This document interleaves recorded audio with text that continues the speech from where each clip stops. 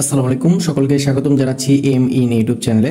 বরাবরের মতো আরেকটি ত্রিকোণমিতিক অঙ্ক নিয়ে এসেছি। এটা হচ্ছে ত্রিকোণমিতিক 9.1 অধ্যায়ের 14 নম্বর অঙ্ক। এখানে বলেছে কি tan a divided sec a plus 1 minus sec a minus 1 divided tan a সমান হচ্ছে 0, অর্থাৎ এই পার্ট থেকে আমার 0 বের করতে হবে।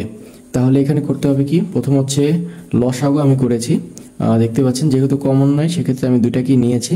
নেওয়ার পরে আমরা জানি লসাগু করার ক্ষেত্রে প্রথমে ভাগ, নিচেরটার সাথে ভাগ যায় এবং উপরেরটার সাথে গুণ যায়। তাহলে যদি এটাকে আমি এটা দিয়ে ভাগ দিই তাহলে sec a plus 1 sec a plus 1 একই, তাই কাটা গেল, এটা কাটা গিয়ে এটা থাকছে কি tan a into tan a। এখানে tan a এবং এই tan a দুইটা গুণ হয়ে tan স্কোয়ার a, আবার এই মাইনাসটা এখানে থেকে গেল। এবং বাকি একই ক্ষেত্রে যদি আমি এই সেটটা প্রয়োগ করি তাহলে হচ্ছে এই tan a কাটা গেল, sec a প্লাস 1, আর এখানে বাকি ছিল sec a মাইনাস 1 লিখে দিয়েছি। তারপরের লাইনে হচ্ছে কি নিচে যেটা ছিল সেটা একই রকম লিখে দিয়েছি।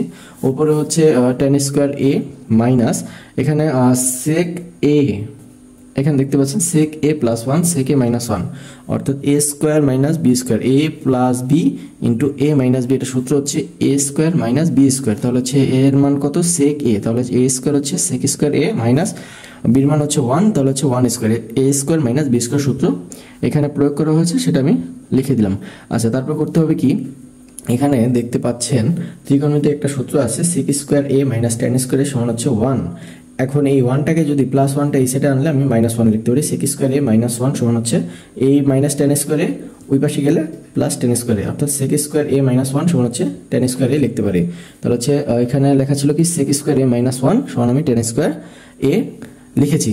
আচ্ছা, এখন এখানে tan স্কোয়ার a এবং tan স্কোয়ার a একই জিনিস, যেহেতু আমরা জানি একই জিনিস বিয়োগ করলে ফলাফল আসে হচ্ছে 0, তাহলে এখানে 0 আসছে আর নিচে যেটা ছিল সেটা বসে গেছে। এখন আমরা জানি 0কে যদি কোনো কিছু দিয়ে ভাগ করি ফলাফলটা অবশ্যই 0ই আসবে। এখানে কিন্তু 0 এসেছে। এখানে আমাকে প্রশ্ন বলেছিল 0 বের করতে, আমি 0 বের করেছি, তাহলে এটাই হবে অ্যান্সার। যদি আপনাকে পরীক্ষার প্রশ্নে প্রমাণ করতে বলে তাহলে এখানে লেফট হ্যান্ড সাইড এবং রাইট হ্যান্ড সাইড লিখতে হবে, তারপর বলতে হবে যে প্রমাণিত।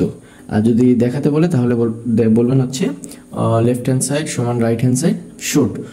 পরবর্তী ভিডিওগুলো দেখার জন্য অবশ্যই আমার চ্যানেলকে সাবস্ক্রাইব করতে হবে এবং বেল আইকনটি ক্লিক করবেন যাতে করে আমার ভিডিও দেওয়ার সাথে সাথে আপনারা দেখতে পারেন। ধন্যবাদ। যদি কখনো কোনো জায়গায় বুঝতে না পারেন যে কোনো ম্যাথে, তাহলে অবশ্যই কমেন্টে জানাবেন, আমি অবশ্যই বুঝিয়ে দেওয়ার চেষ্টা করব। ধন্যবাদ।